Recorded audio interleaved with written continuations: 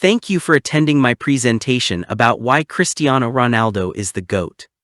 What is GOAT? When we talk about the GOAT, we aren't just looking for a player with a fancy trophy cabinet or a few viral highlights. The acronym stands for greatest of all time, a title that demands more than just talent. It requires a level of sustained excellence, a mastery of the craft, and a legacy that shifts the very foundation of the sport.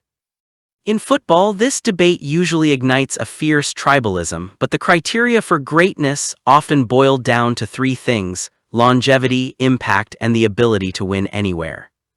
The GOAT isn't just a statistical anomaly, it's a standard bearer. We are looking for the player who didn't just participate in the era but defined it. It's about the person who, when the lights were brightest and the pressure was high enough to crush a normal athlete, stood up and said, "I'll handle this." In this presentation, I'm going to argue that while many have played the beautiful game, only one has mastered every single facet of it across multiple countries, decades, and challenges.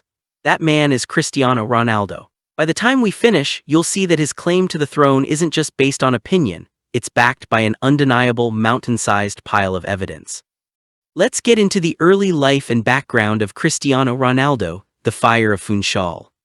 To understand the monster that is CR7, you have to understand the boy from Funchal, Madeira. Cristiano didn't grow up in a football academy with gold-plated dreams. He grew up in a humble home where a full meal wasn't always a guarantee. His mother was a cook and his father was a kit man who struggled with personal demons. Cristiano shared a single room with his three siblings, and his pitch was the steep, uneven streets of his neighborhood. The hardship wasn't just financial, it was physical and emotional. At just 12 years old, he left his family to join Sporting CP in Lisbon.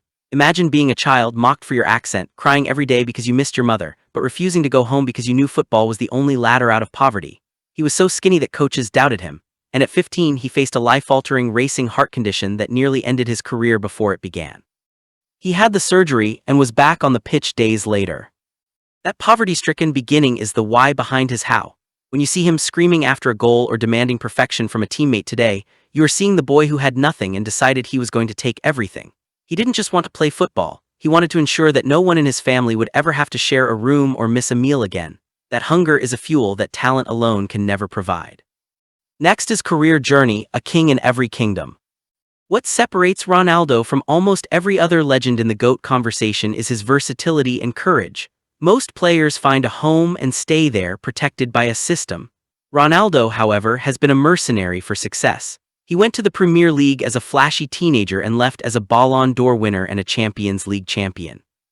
He then moved to Real Madrid, where he shouldered the heaviest expectations in sports history, scoring 450 goals in 438 games and delivering 4 Champions League titles in 5 years.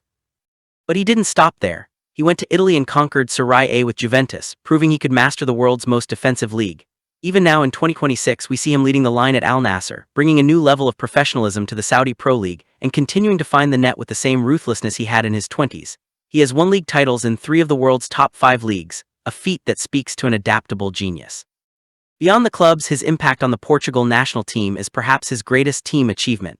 Before Ronaldo, Portugal was a team that occasionally showed up. With Ronaldo, they became a team that wins, leading them to the Euro 2016 title and the Nations League, including the recent 2025 triumph, changed the DNA of Portuguese football forever. Records, statistics, and personal achievement. The numbers are where the debate usually ends. As we stand here in March 2026, Cristiano Ronaldo is the all-time leading goalscorer in the history of official football, currently sitting at approximately 964 goals.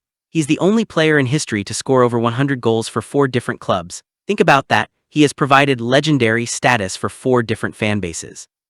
In the UEFA Champions League, the most prestigious club competition on earth, he is undisputed. He holds the record for most goals, 140, most assists, and most goals in a single season. They don't call it the Cristiano Ronaldo Cup for nothing. He didn't just play in the tournament, he owned it. His 5 Ballon d'Ors and 4 European Golden Boots are just the jewelry on a career built on a foundation of relentless production. Internationally, he stands alone with over 226 caps and 143 goals for Portugal. He has scored more goals for his country than most legendary strikers score in their entire club careers. Whether it's headers, long-range screamers, tap-ins, or weak-foot finishes, the statistics show a player who has found a way to score in every conceivable manner, against every level of opposition for over 2 decades. After all of that, we're gonna decide the GOAT factor, which is his work ethic and mentality. If talent is a gift, then Ronaldo's work ethic is a choice. This is what truly makes him the GOAT. There are countless stories of teammates arriving at the training ground at 6:00 a.m. only to find Cristiano already there, dripping in sweat. There are stories of him finishing a Champions League game at midnight and going home to do an ice bath and a recovery session instead of sleeping, evolving from a skinny winger into the ultimate physical specimen.